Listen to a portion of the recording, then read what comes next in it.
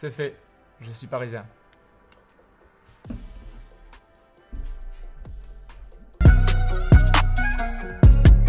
Foot.fr, fournisseur officiel de football. Salut à tous, bienvenue dans ce JT Foot Mercato. On a attendu 1 heure devant un live pour voir ça, mais ça y est, au moins c'est officiel. Lucas Hernandez est un nouveau joueur du Paris Saint-Germain. Le PSG a lancé un live sur son site à partir de 13 h et on a eu le droit à un plan fixe d'1 heure sur une table, une chaise avec un dossier et un stylo. Tout ça pour que Lucas Hernandez débarque, signe son contrat et lâche « Je suis parisien ». Bon, en vrai, c'est pas mal, mais vu comment le live s'est éternisé, on s'attendait à une vraie folie. Enfin, la folie, c'est peut-être son prix d'ailleurs. 47 millions d'euros. L'international français s'est donc engagé avec le PSG jusqu'en 2028. Allez, on continue de parler du PSG car l'un de ses diamants serait fortement courtisé par le Borussia Dortmund.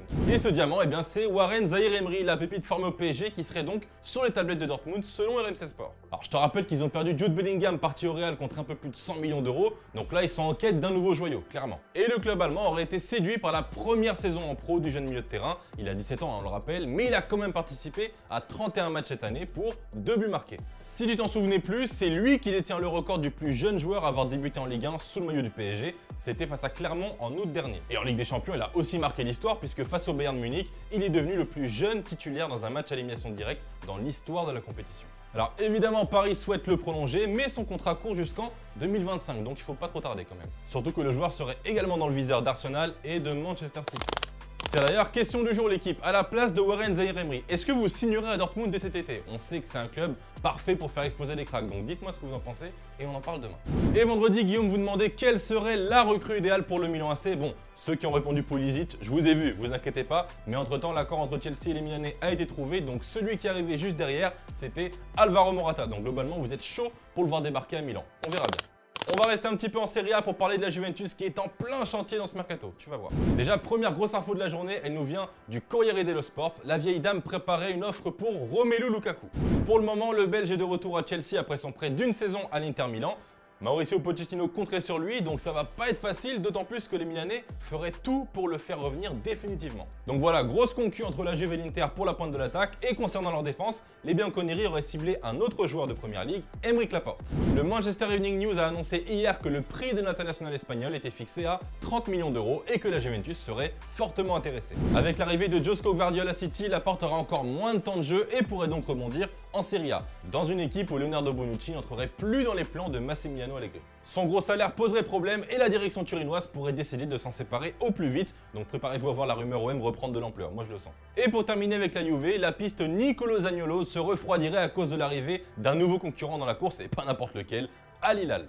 Le milieu italien aurait prévu de se réunir avec le club saoudien pour discuter d'une éventuelle arrivée dès cet été. C'est le média turc Photomac qui nous révèle cette info, sachant que la vente de Zaniolo pourrait rapporter 35 millions d'euros à Galatasaray. La Juventus devrait donc se bouger pour éviter que l'ancien joueur de l'AS Roma ne lui file entre les doigts. Et en parlant de Galatasaray, les Turcs devraient définitivement boucler la signature d'un indésirable du PSG, Mauro Icardi. L'opération devrait se finaliser autour de 10 millions d'euros. Avant de parler des officiels du jour, on va faire un petit tour dans le reste de l'actu en Allemagne avec le feuilleton Harry Kane qui commence tout doucement à être aussi long que le feuilleton Mbappé.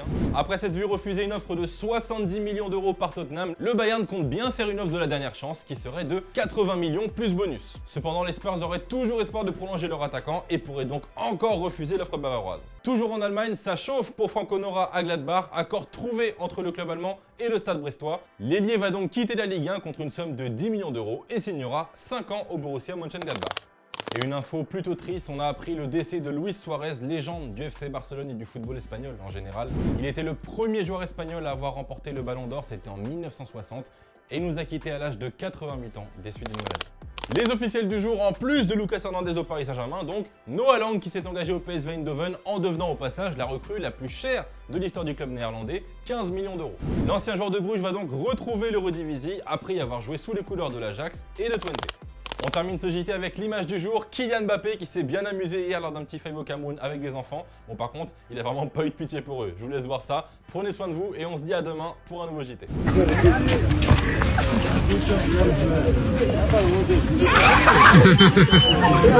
Kylian.